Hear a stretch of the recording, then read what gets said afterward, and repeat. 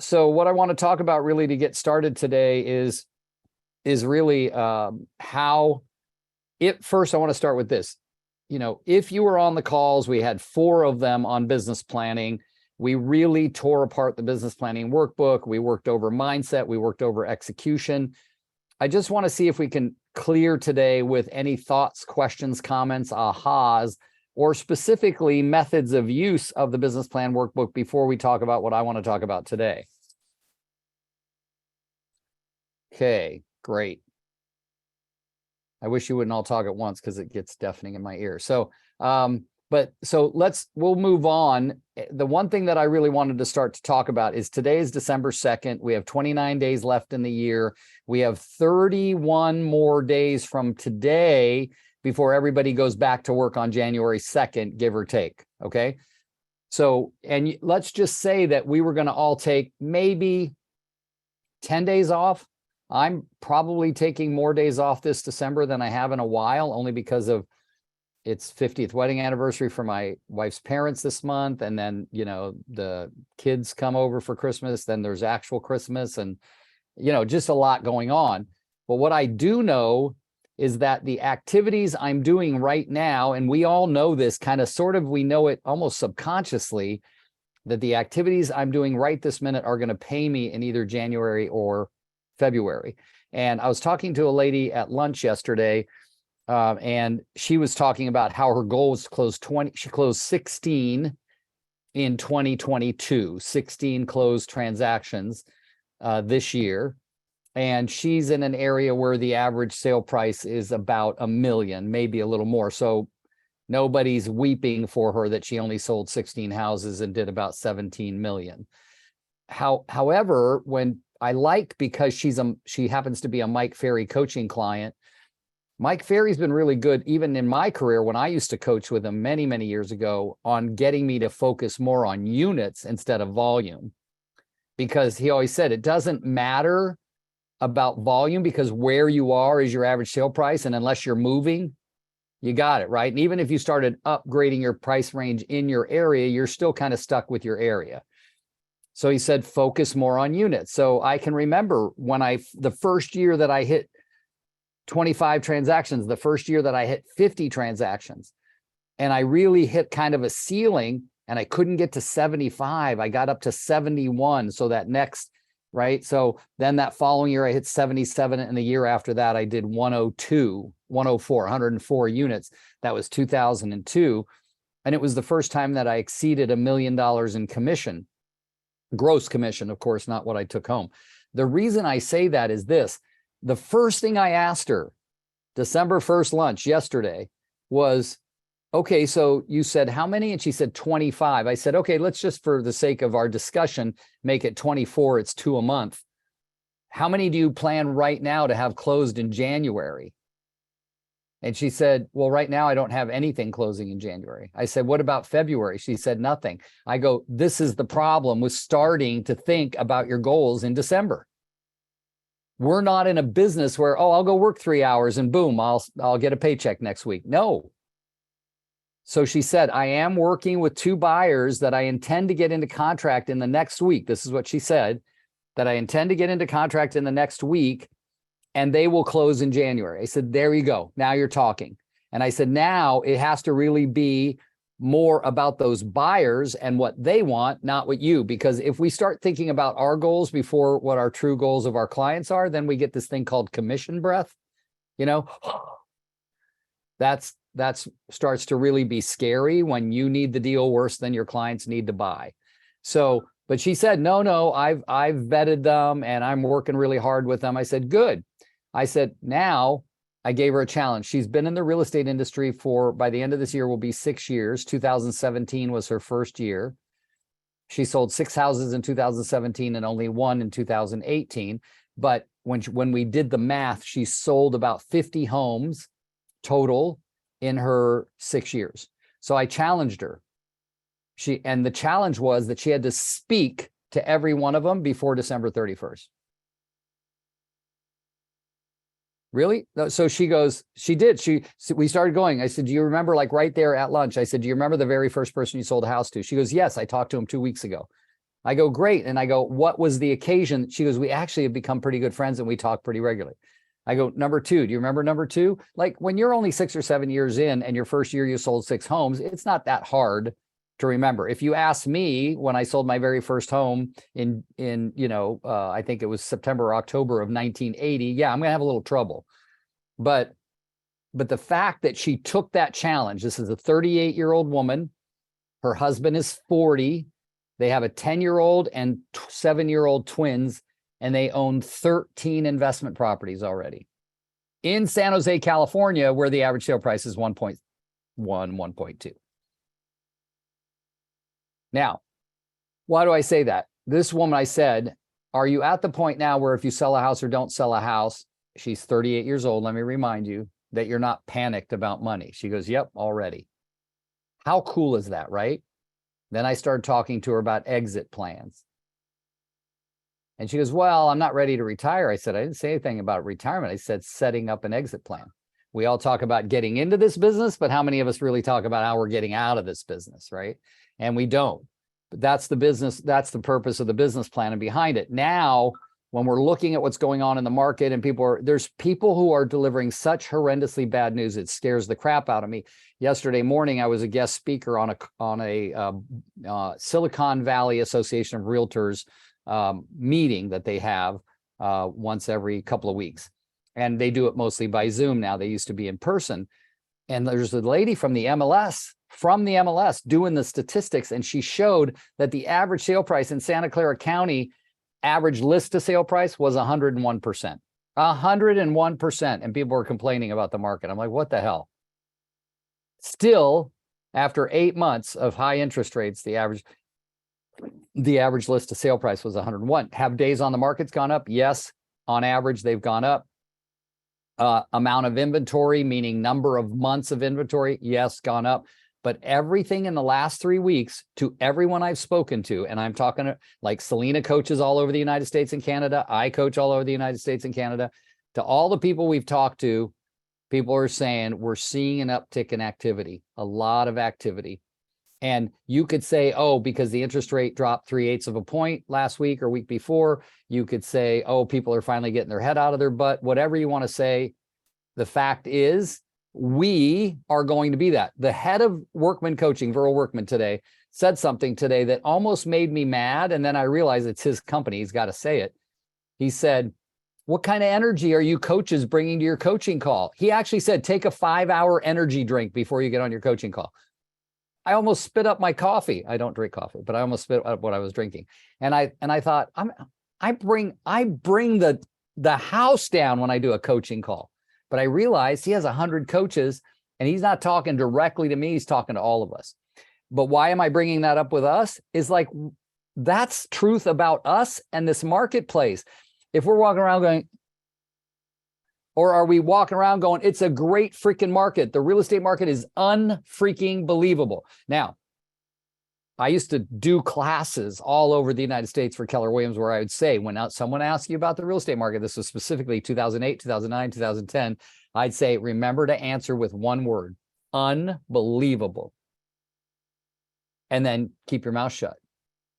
Because people will either ridicule you, they'll smile, I had a politician at a nonprofit event when I said it in early 2009. We were suffering like nobody's business in the marketplace. And he said, so Rick, how's the real estate market? And this guy is just a butthead. I didn't like him at all anyway. But he said that where I'm literally getting like putting salad into my plate. And he goes, so Rick, how's the market? And I go, unbelievable, Bob. Right? And, if Alex Trebek was there and heard that, he would have said, I'll take disdainful realtor for $600, please. Like it was definitely, I was not being a nice person. And I go, well, Bob, it depends really on what you mean and who you're talking about. But right now, I've never seen a better time for a buyer to buy a house ever than right this minute. I said, so in that sense, it is unbelievable. Now, for a seller who is buying a bigger home than the one they're in, there's never, ever in the history of real estate been a better time than right now. Then he stopped and he's like, why is that? And I said, because Their home has lost value, but the bigger home they're going to buy has lost more value. I said, so it's a perfect time to sell your smaller home or do your buy up home or move to a bigger home, those kinds of things, move to a more expensive area that you would always wanted to live in. This is the perfect time to do that. And I pulled that stuff literally out of, sorry, I turn off this, out of my rear end, with all due respect, because I was so intent on shutting his ass up, period. But that's not, let's talk about regular life. I don't want to shut up my clients. When they talk, I want to talk, I want to engage, but we've got a lot to do. So what Selena and I are bringing to you today, I think most of you all know Selena by now. She's my business partner. She's my coach. We do a lot together. She's a lot like my wife. So I have two Casey's now, for those of you who know Casey. Gina, I saw that smirk. So I do want to congratulate Bernadette and Bruce. I heard you guys just got a new coach. Yeah, we're supposed to have a meeting with Mr. Harmon, I think his last name is, so he can get us a coach. Yeah. Okay. Thank Mike's you. amazing. Mike oversees all of the coaches in that division. And so he's a great guy. You'll like him. They speak highly of you, man. It's like, you walk on Dude, water. Bruce, there's 100 coaches there and I was number 6. So think about it. So therefore, thou art Yeah. truly divine. Yeah. I talked yesterday, day before yesterday, an agent showed up at one of our listings unannounced. Didn't text me or my business partner or nothing, just went to the front door, had her clients with it. And my client's like, no, you can't see the house. You don't have an appointment. Like, as much as they want to sell it, they were incensed by it. Right. So they text us and they tell us her name. And I said, did you get a card? And they go, no, but Rick, she says she knows you. And I just texted back. I go, I'm old as dirt. I've been in real estate forever. Everybody knows me. It doesn't mean I know them. So yeah, Bruce, I know a few people excited. out there in the world. Yeah, we're excited. Good. I'm excited for you guys, really. And Selena and I are here to support you if you need anything, buddy. Absolutely. All right. Yeah. Okay. So Workman Success Systems, the company we coach for, and we've given you the workbook and things like that. So I really want you to know, and we will send these out in the email with the recording of this call. And so I'm going to have Selena and I share the floor right now. So it's not just going to be me talking, but I'm going to open up. I'm going to share my screen and show you some of the tools that they have brought us for this market of opportunity, shifting market, whatever you want to call. There are 6 attachments. Selena, do you have them in front of you? Like, do you want to share the screen or you want me to? I can. One second. Let me just start with number 1. Yeah, whatever direction you want to do it. Give And me 2 seconds. yeah.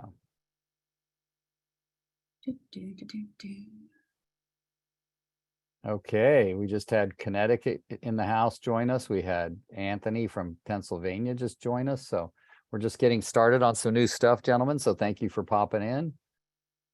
All right. So you want to go from here, Selena, since you got it in front of you, or? Yeah. So at Workman, we've been focused, obviously, because this is a huge conversation right now that we're having, right? Everybody's talking about the shifting market and what that means. So we kind of decided, actually, it was a group of coaches at Workman that really spearheaded this whole thing. And they started out with just a few modules and it just keeps growing. So every week to 2 weeks, we get another module released, which is pretty amazing, in trying to get in front of whatever objection we're getting. Right? Because there's so many at the moment. Oh, all of a sudden I can't sell for as much as I thought I could. I've missed that market. Oh, the interest rate's too high, all of the different things that are coming up. So they've been working on all of these different objection handlers and providing us each week with a tool to kind of help us. And I say tool, it's actually pretty robust because it includes scripts, it includes, kind of the story behind it that you might be hearing from the client, all sorts of things to kind of let you get into it, which is pretty amazing. So like, for instance, this one in particular is one of my favorite. Hang on, let me just zip down. This is kind of the preliminary starting, the river of real estate, right? Yes. For folks who are concerned saying, oh, it's a shifting market. It's, it's just a terrible time to buy or sell. Casey and I actually experienced this on our way to brunch one day. We were sitting there waiting for our table to be called. And like, there was a young lady talking with her friends next to us. And she was like, oh, I wanted to buy this year. I just can't do it. The market's crap. I We're love listening. this story. This is a great story. We're both over there like, don't say, should we say something? Should we not say something? Should we say something? Not say something. And she's young. And finally, Casey's like, who's telling you that? Is it your agent? And she said, no, it's just everything I'm seeing on TV and everything. We're like, look, it's still a great time to buy. Like, it's a great time to buy. And this is my wife who doesn't like people generally. Like, she actually went up and talked to these people. It's crazy. So this is talking about the river of real estate that always flows. Okay. No matter what happens in any shift, there's always the flowing river of real estate. People get married, people get divorced, people have babies, people die. They're just, the river of real estate flows. It might flow a little slower upon occasion, but it's still always flowing, so it's about explaining to people. This is why we always talk about having as many conversations as possible, is letting them know that what they're seeing in the media indicating that everything's coming to a screeching halt, nobody's buying, nobody's selling, all of this is happening out there. That's not accurate. It's always going to continue. It's the beauty of the environment and the career that we've chosen, right? Is that doesn't really go away, right? It's still always here. So there's a lot in this. I'm going to zip through quite a bit here, but they're talking, about the studies, why people move, right? Housing related, is it family related? Did they get divorced? Did they have a baby? Did the size of their family change? Was it job related? That still happens. People still get jobs in different places. Yeah, and let me interrupt right there. My favorite part of this page, right in the middle there, a whopping 13% of the US population, homeowners and renters, move every year. Do 13% of 380 million, whatever we are. Do the numbers. Like, it's a big freaking number. So yeah. So it's going through that, and then it's calculating again how many people are in the household, what's the home ownership. So they're giving you a lot of data. And the reason that they're doing this is they're providing you with all of the information to talk about when this comes up in a conversation, right? So right now we're providing it to our coaching clients and saying, study this for you, study this for your agents. If you have agents on your team, start talking about it, start role playing it. This is coming up so often right now, and you want to be able to speak clearly about the fact that what they're hearing about in the media, there is clearly real estate still happening. And it's one of my favorite things when one of my coaching clients says, Selena, I just don't know what to do. I'm sorry, I'm going to sneeze. And they say, there's nothing happening in my market. There's nothing. And I'm like, oh, I get it. I totally get it. I'm so sorry. I know it's awful. Do me a favor, pull up your MLS. Yes. Good job, Selena. And I say, open it. Okay, great. Show me how many things went pending yesterday. Yeah. And they're like, okay. And they pull it up and I see hundreds go pending. I'm like, okay, great. Show me how many new listings went active yesterday or in the last 7 days. And they show me, and I'm like, well, someone's doing real estate. It's just not you. Okay. So this is called there. Selena's lifting your spirits conversation. Yeah, I'm sorry. I don't pull any punches. It's not that real estate's not happening. Okay, it's definitely happening. Real estate is still flowing. The river's still there. Yeah. And we can show that to them. That is definitely something to show clients too, guys. If they are hearing, oh, well, my neighbor said that nothing's selling right now. Pull up your MLS.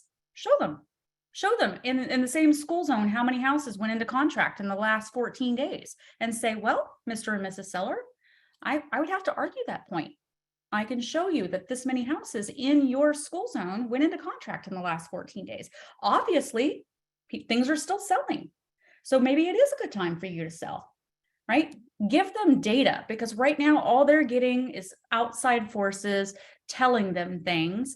And you sound like you're trying to get the listing, right? So instead, provide them data that's third-party validation that that's actually real.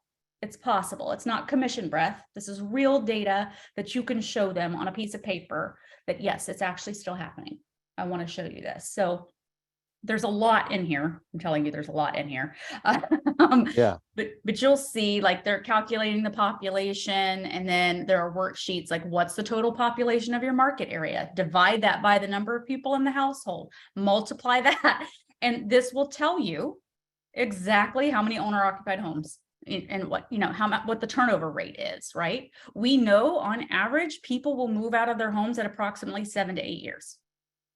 That's NAR reports that 7 to 8 years. Okay. So we know that the turnover rate's there anyway, and that's already in place. That's not something new. It's going to change. That's just generally speaking. Now it obviously increased rather significantly in the last couple of years. People were taking advantage of a situation, but you still have a lot of opportunity in front of you. So they have scripts, again, something to practice. So if you're looking for like, I don't know what to say, it's literally on the screen right here in front of you. It tells you what to say and kind of what to talk to the client about. Cannot stress enough how important it is to also come to them with that data, right? Because it doesn't sound commissiony and, like, oh, I just want this sale. It's like, I understand your concern. I hear what you're saying. Let me show you that in the market, this is what's happening. Okay. They want to be heard, but it's our job to consult them with what's actually happening.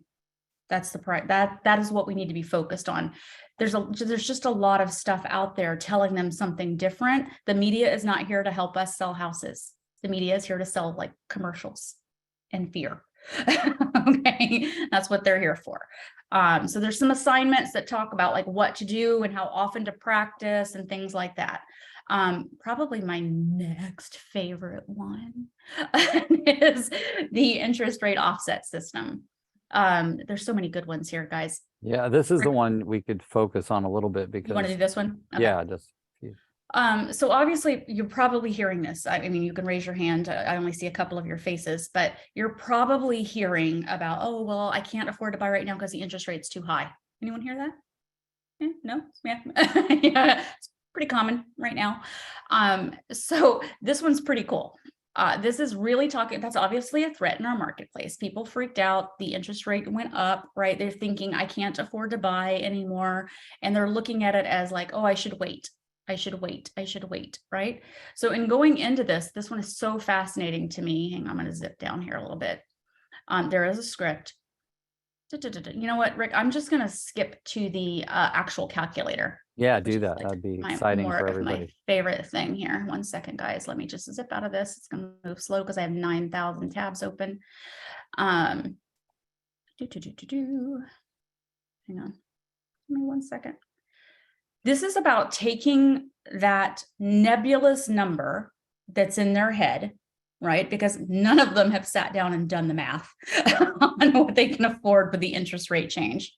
I guarantee you, it never surprises me that people don't actually go in there and say, well, what could I afford when it was this interest rate? And what could I afford when it was this interest rate? I'm going to stop sharing for 2 seconds and see if that loads it a little faster for you. 1 second. So they'll tell you what the objection is. They'll say, I can't afford this for this reason, but not actually know what the number is. What's the difference between what you could afford, let's say last year, and when the interest rate was what it was, and what's the difference between what you can afford now with the interest rate where it currently is? This is taking forever to load. Let me close out 27 of my tabs. 1 second. Rick, do you want to continue speaking on this for 2 seconds while I close 27 tabs? Yeah, I thought you had it shared on the screen there. I did, but it's taking forever to load. So oh, okay. I can do it. Hold on 1 second. Let me get it up online. Yeah. All right. What happens when you have 4 monitors and they all have tabs open, guys? Yeah. It's trying really hard, but it's like, nope. Denied. Is it under discount points rate reduction? Is that the Nope, it's the interest rate offset calculator. It's the one that's a Google sheet or an Excel spreadsheet. Oh, an Excel discount points Yeah. rate reduction. See There it? we go. Got it. Here we go. Got it. Let me share my screen. Can you let Addie into the Yep. line there? Okay. You know. Okay, guys. So here's how it looks. Let me see. Yeah. Let's see. Hold on. Why can I get? Yeah. How do you get rid of the? Yep. There we go. There you All go. right. Okay, so when we look at it, the main thing here, this is called the discount point rate reduction, and what you're doing, what the purpose of this was, and there's scripts, they will be in here, the scripts of how to use this so that you will benefit with your clientele. And so let's say the purchase price is $475 and you're putting 10% down and your loan amount's this, your interest rate. And does everybody feel that 5.625 is reasonable right now? Like it's about what you're getting? No? What do you think it is? Right 5 now, point- about 6.5, 6.69. So, Is but it? Yeah, 6 and a Really? half. yeah, Okay. yeah. I didn't think it was that high. That's what but- happens when Yeah. you don't work with buyers, Rick. Oh, this book. Oh, Selena, it says I opened it in read mode only. I don't know. Yeah, I hang tried on, I'm that getting thing. there. Changed Okay. from viewing to see where the green button is. Oh, viewing. Okay. See if Change. it'll let you change to it. Nope. No. All yeah. right. Oh, Keep you can talking. play with that, man. I Yeah, mean, keep talking about it. I'm opening on mine. Okay. But let's just go through the example that they gave us and then we can change it when you get it. So basically the person's monthly payment is going to be $2,461 a month. But when you look at if their interest rate would have been lower, let's say it was going to be at 5.375 or 5 or 4.75, or if we were going to discount the points, all right, what they start to calculate here for you is what are the savings going to be over a 7-year period, okay, if you had the lower interest rate, and then we can ask the seller for a credit for that amount. Go ahead, Selena. We're in the wrong one. Stop Oh. sharing. Okay. Here we go. Boop, boop. Yes, sound effects work, just in case you're wondering. All right, can we see the interest rate offset? Everybody see it now? Nope. Hang No, on. nothing yet. Just still says Selena Still- started. it's There you go. There we go. All right. Okay, here, this is the right one. You were doing the discount points, 3, 2, 1 buy down. Oh, right. Yeah. Sorry. Okay, yep, Interest so rate offset that's my system. fault. That's my fault. Okay, so the point behind it is, right, we talked about the nebulous number that's out there, right? So let's say, what did you say it was right now? Let's When just say 6.5. Yeah. 6.5. And let's say back then they wanted to buy 575 at 3.5% down payment. It's calculating what that would have been, right? Here was their payment. So if it's 6.5% now, this is what their payment would be. Difference between then, let's say a year ago when it was 3.5% and now, right? And then this is what that monthly amount would be. And this would be over 7 years, assuming they would stay in the home for approximately 7 years, because that's what NAR indicates the average person does. So instead of saying there's this nebulous number that's different now for them, we know exactly what the difference in cost was from last year to this year. Now, this is a big number, right? It's big, but we can start negotiating different things to offset this number. Mr. and Mrs. Buyer, if we were able to get the seller to pay towards your closing cost, if we were able to get them to pay this towards inspection items, if we were able to get them to reduce the price by this much, would you feel more comfortable if we were able to cut this number in half?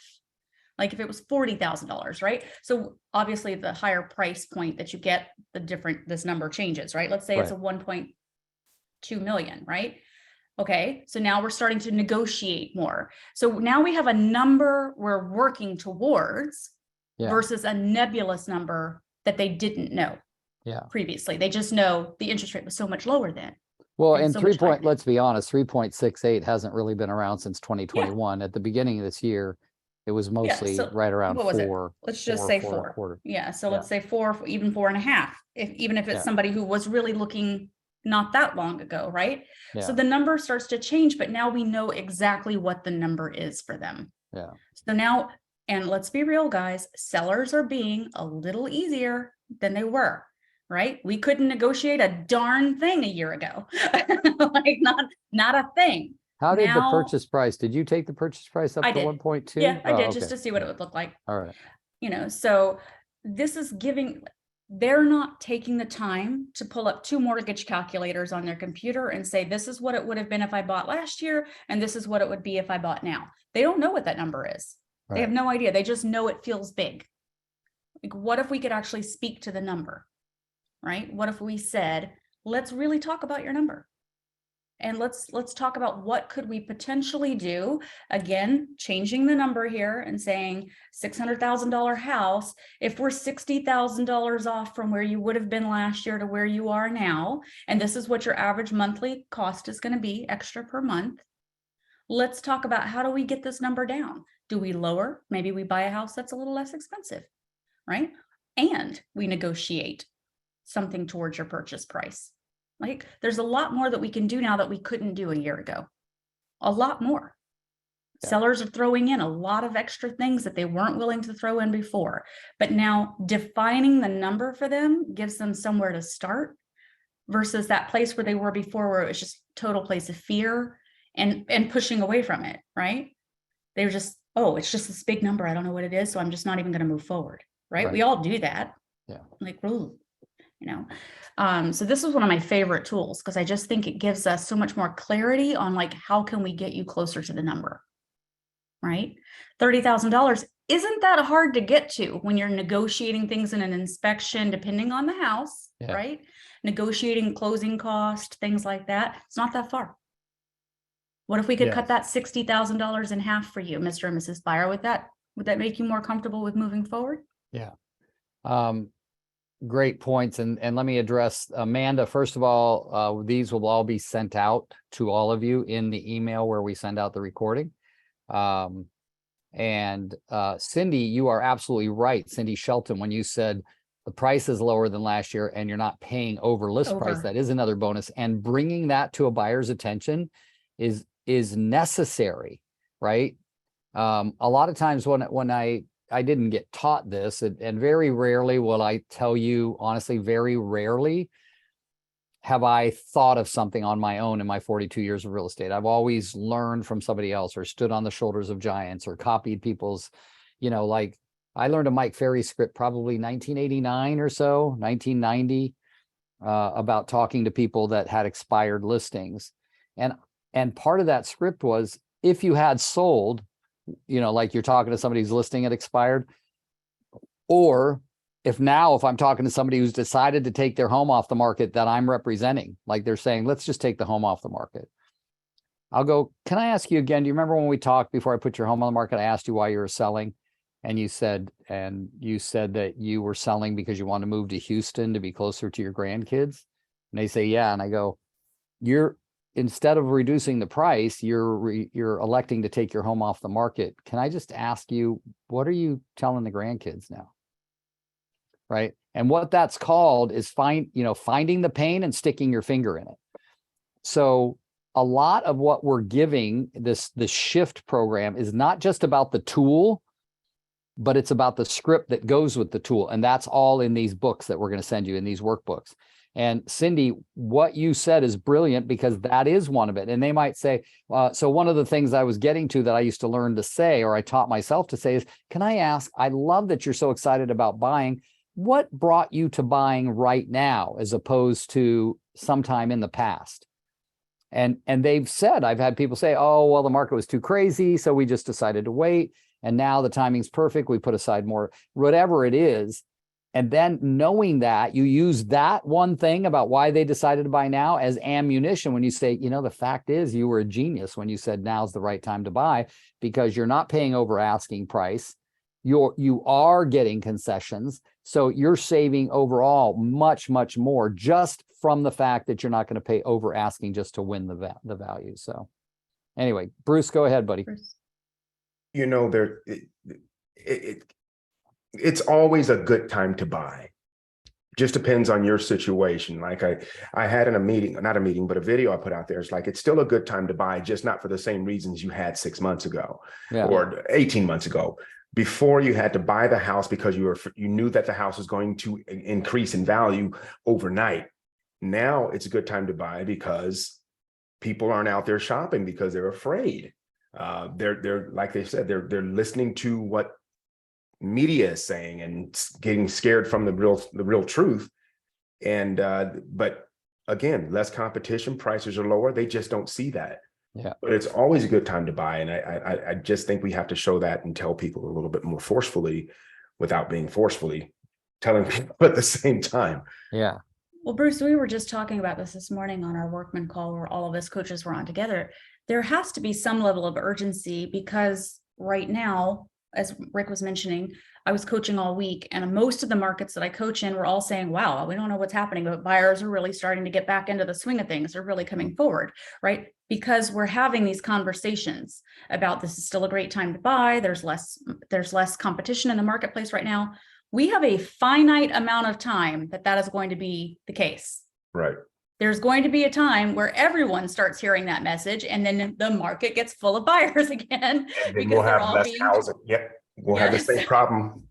Yeah, so it is really important to create some buyer urgency and say, listen, I want to let you know that right now we're starting to see things pick up. Buyers are starting to come back into the marketplace. And then that does create a certain level of urgency and more competition in the marketplace. So if you were hoping to get into it now and say, hey, this gives me the chance to look and maybe not have to fight off 5 buyers or 10 buyers or whatever it is for the same thing, that's only going to happen for a certain period of time. And then we're going to see a great number of buyers because they're all hearing the same conversation, right? Debbie has her hand raised. I think part of that media hype that you're talking about, it's inflicting all that fear into people. And so people are like, oh, the rates are so high. Oh, prices are still so high. But instead of doing that, what I try to tell my buyers is, well, can you still afford $2,500 a month? Yeah, I can. Okay, so let's work it backwards. You want to pay $2,500 a month. When we talk to the lender, what price range does that put you at with whatever interest rate you qualify for, whatever it is, and you work it backwards from the monthly payment. So they're still only paying what they want to pay. It just may be a different price range, which is okay. And with prices coming down a little, it may not really be changing their situation much or their neighborhood much. So focusing on what they are still able to afford and kind of eliminating all that fear. It's not that homes are not affordable now. You're not looking at it in the perspective that you could. It's still affordable because you can still afford $2,500 a month. Right? It's just going to put you maybe in a different neighborhood, or it's not going to be what you thought it was, but you still can pay it. Yeah, that's a good point. Really good point. Yeah. So we're going to supply you with the tools and we're going to talk about it again on the last call of the month, which will be 2 weeks from today. And now I want to ask you this one thing to set up this guest of mine and Selena's that I asked to join us today. How many of you have ever had an internet lead or more of a cold lead on the phone with you? Raise your hand. Okay. Yeah. So it's not uncommon whether, and I've told you all before, we don't recruit on this call and we don't sell anything on this call. I have allowed my guest speakers to tell what their product is. Clayton McLemore is on the call. He's a young man from Atlanta, Georgia, and he and Selena and I are working together in developing a lead flow for the Rick G. Ha real estate team. But in it yesterday, day before yesterday, him and I had an opportunity to talk. No, I guess it was maybe Tuesday. I don't know. Yeah, it was 2 days ago. Yeah. So, and he was telling me about, he showed me someone's dashboard from another area. And I don't know if it would be against your rules, Clayton, to share that dashboard and share with everybody the story you told me. It was so powerful for me, and I'm not having trouble getting leads. But that when you said it, how your client is paying you to get them leads, you give them leads, and then he comes back to you and says, I can't get any appointments. And you took a few phone calls and booked them 2 appointments yourself. That's so can right. you, share how that happened. Now Clayton's not a real estate agent. He's 22 years old. I think the socks I'm wearing are older than him. When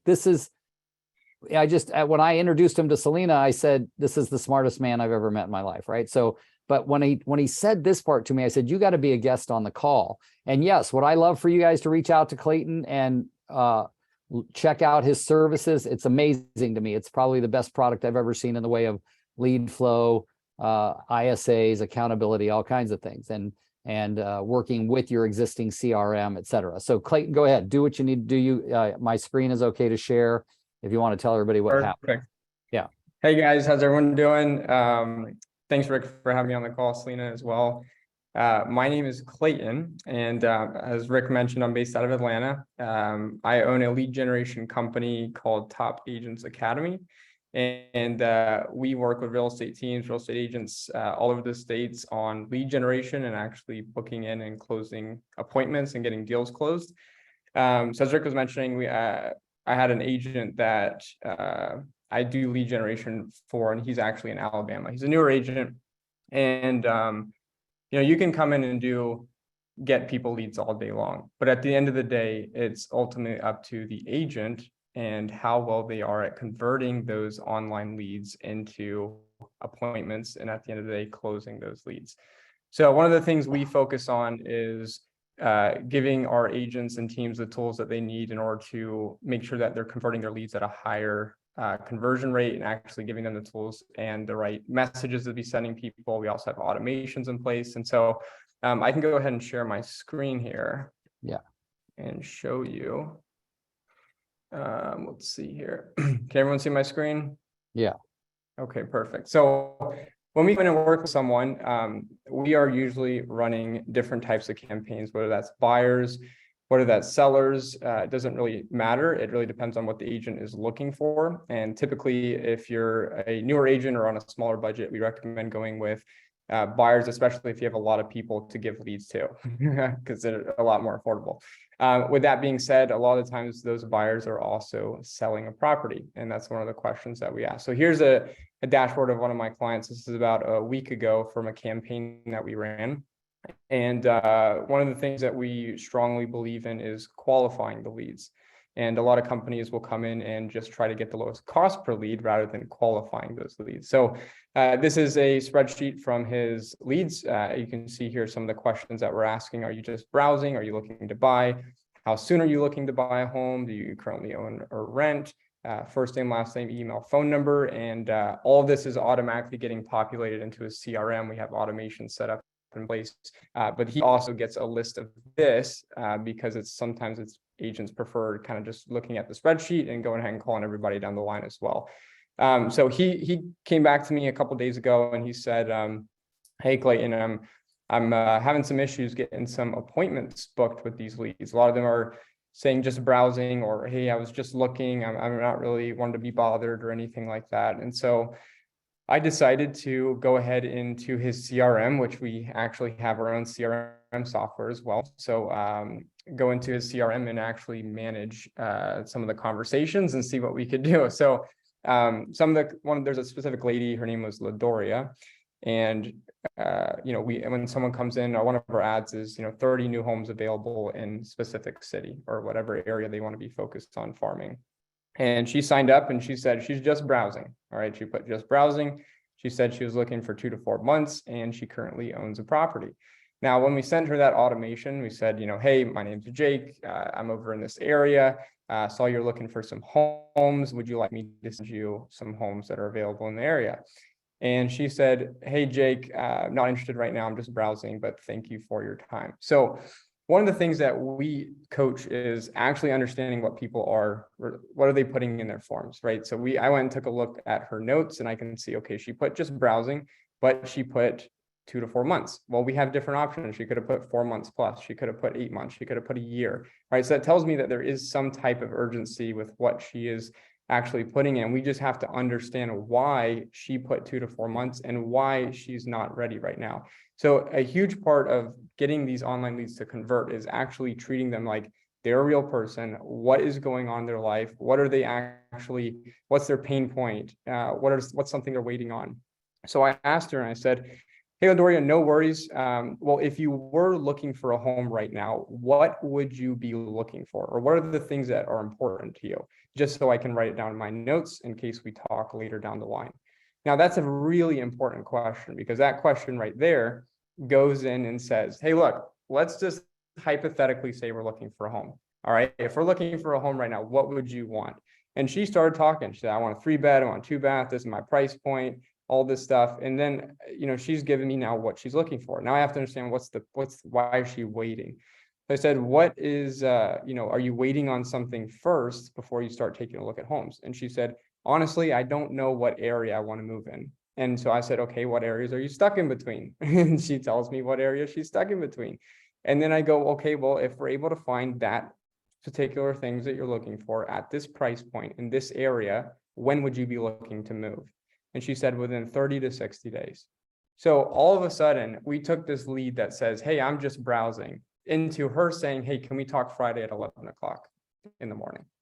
Okay, so one of the things, the reason I'm just mentioning that is because it's so important to, look at what people are filling out and treat them like they have certain issues. And it's really comes down to a couple of things. What are they looking for? Making sure you're treating them like, hey, this is a hypothetical situation if you're not really interested right now. What's the pain point? You have to find the pain point.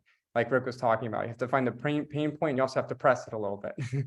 And then also, you got to sell the call. And if you can learn those few steps and practice that over and over and over again, your conversion rate just skyrockets. And so I think out of every 10 leads that are coming in, we have a couple agents that book 2 appointments out of every 10 leads. And then we have some agents that book 1 appointment out of every 50. It really just comes down to how skilled they are at getting those leads to convert. So that's really what we focus on. Thank you. So I want to, you handled that amazingly well, Clayton. I want to focus on a couple of things that Clayton said. When they're going to these websites, first of all, they don't have to register. If they don't register, they'll go to another website. They can't really continue. But remember what he just said, that they had choices. They could have said 4+ months. That was one of the answers, or 1 to 2 months, or 2 to 4 months. And they specifically picked one and even admitted that they own.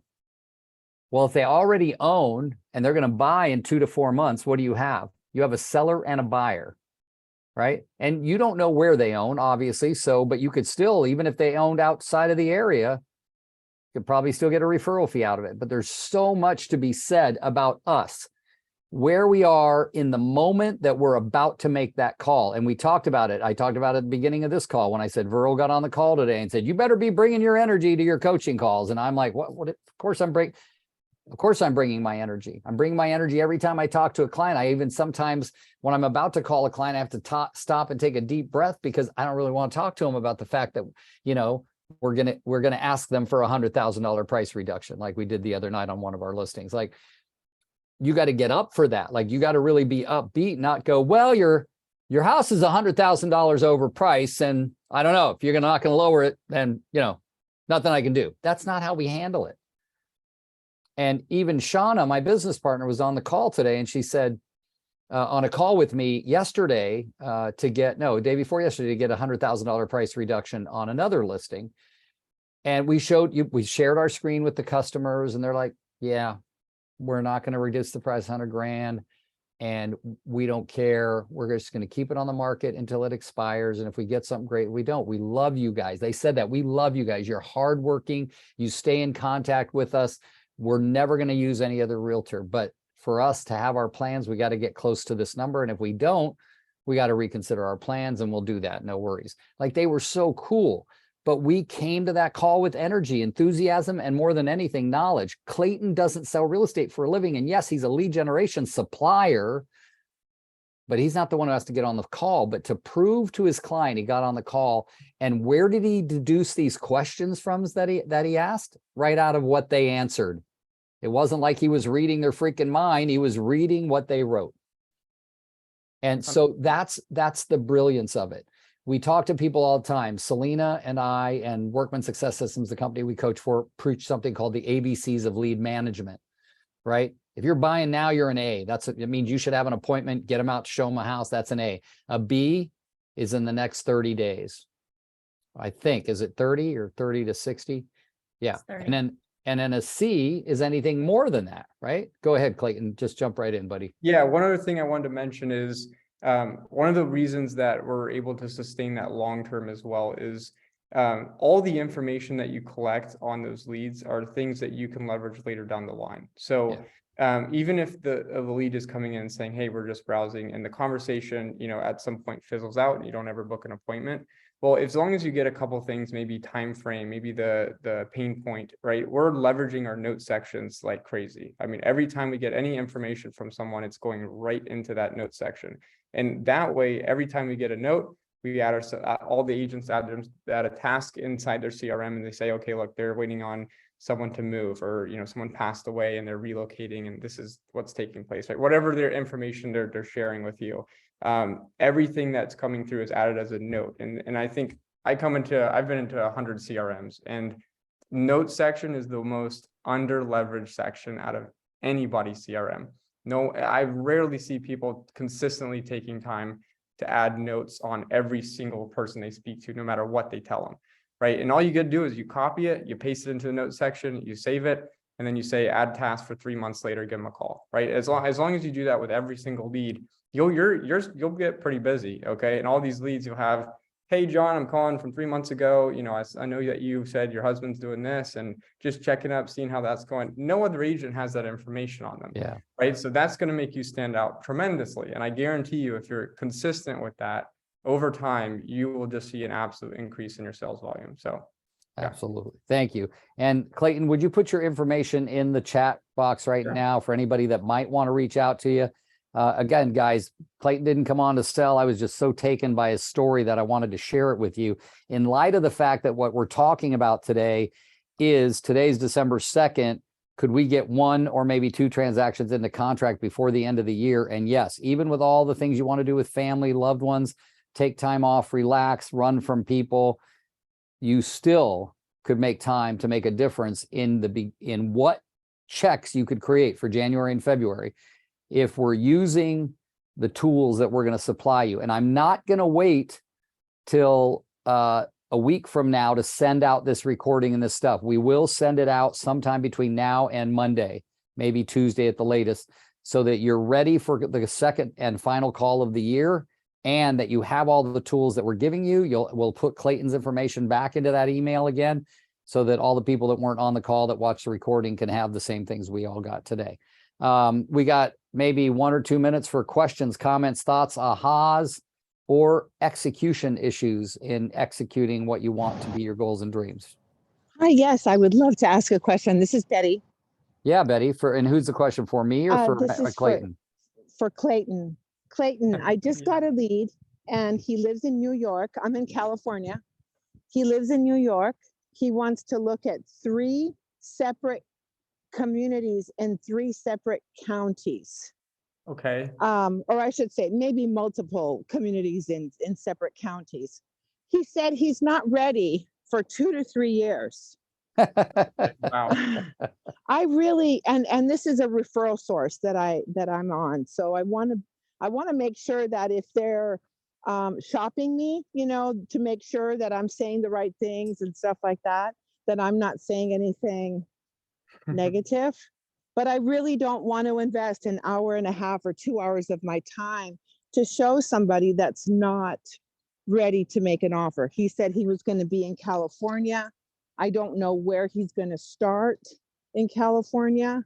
Sure. And how would you handle something like that without turning off that client or the company for what you say if it gets back to them? Well, there's a couple things that you can do. I mean, at the end of the day, there's only ultimately so much you can do, right? So if someone is truly 2 to 3 years out, it's really going to come up to you. A lot of agents I know will not take that. And a lot of agents that are maybe a little bit more desperate or really care about getting that sale, even if it's 2 to 3 years down the line, will do it. And you never know. I mean, honestly, you just never know. Like, he could end up 6 months, a year. Like, it can happen. And so sometimes just putting that foot forward does actually help, even though it takes you a little bit of time. So it's kind of a trade-off on your part. I would say in terms of communication though, and talking to him, I would just use your discretion in terms of like what time it's going to take from you and what you could be doing with that time otherwise. So if you think that what you're doing with your time with him is not as valuable as what you could be doing right now with someone else, then I would say no. If it's something that you have free time and you want to do it, go ahead and do it. So that's really what I would recommend. Okay, thank you. Yeah, hopefully that answers your question. Okay. It's kind of a hard situation. It is. Yeah, but anything you get from him, still write it down as a note and just maybe follow up with him every 6 months or so and check Put in. in a to-do. Put in Yeah, a put in a to-do when you're to-do list. That's right. Yeah. And of course, and Debbie asked a good question too, about, if you did say, for instance, Betty, I love this coaching by forum. But did you say, okay, so what will happen over the next 2 to 3 years, sir, that would move you to buying then versus now? May I ask, right? That's it. And that is just what we call qualifying questions. I'm with you, Betty, that I like to protect my lead sources, even if it's one of my consumer or past clients who will send me 1 or 2 referrals a year. I always want to respect it, right? Even if the person is asking for something ridiculous, I don't go back to my client and go, that guy's an idiot. You just can't do that.